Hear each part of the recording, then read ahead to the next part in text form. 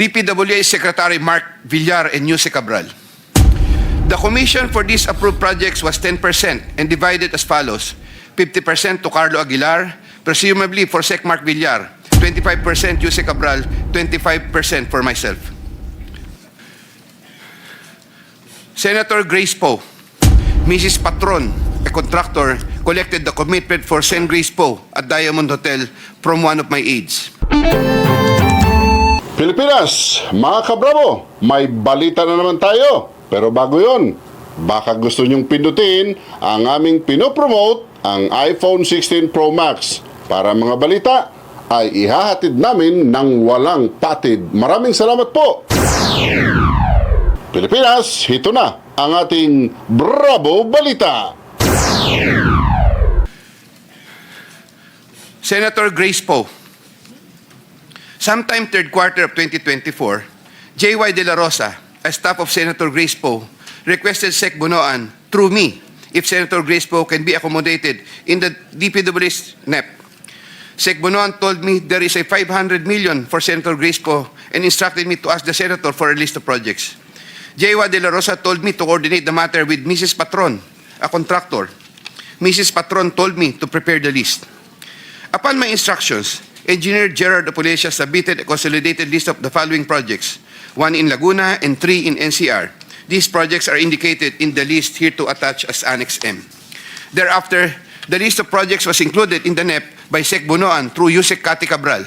Later on, the said projects appeared in the GAA for 2025.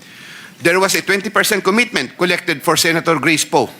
Mrs. Patron, a contractor, collected the commitment for Sen. Grace Poe at Diamond Hotel from one of my aides. DPWH Secretary Mark Villar and Usec. I was appointed Assistant Secretary of DPWH by former President Rodrigo Duterte in 2016 during the term of DPWH Secretary Mark Villar. As Assistant Secretary for Operations, I was assigned over the Visayas regions. While I was Assistant Secretary for Operations, I was introduced to Carlo Aguilar, a cousin of Sec. Mark Villar. Usec was already the Undersecretary for Planning Service when I became Assistant Secretary.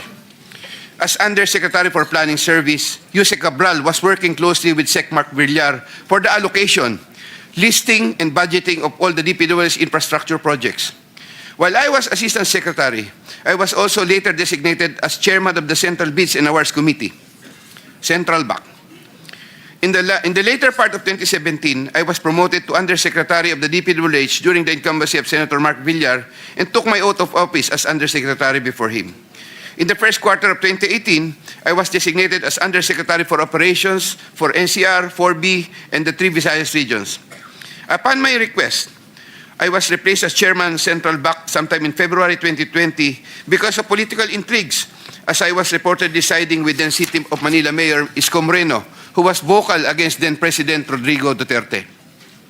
All of this time, the funding of all projects was cleared through Usec for approval by Sec. Mark Villar. From time to time, Usec would ask me to submit detailed list of projects with regards to lump sum fund allocations of DPWH, which list she sometimes would approve herself or forward to Sec. Mark Villar for approval.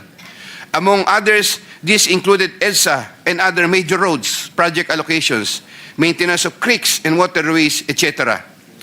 The commission for these approved projects was 10% and divided as follows: 50% to Carlo Aguilar, presumably for Sec. Mark Villar, 25% Usec, 25% for myself. Mga kabravo, salamat sa inyong panonood. Huwag kalimutan na i-follow kami, subscribe at like sa aming Facebook, YouTube at TikTok channel.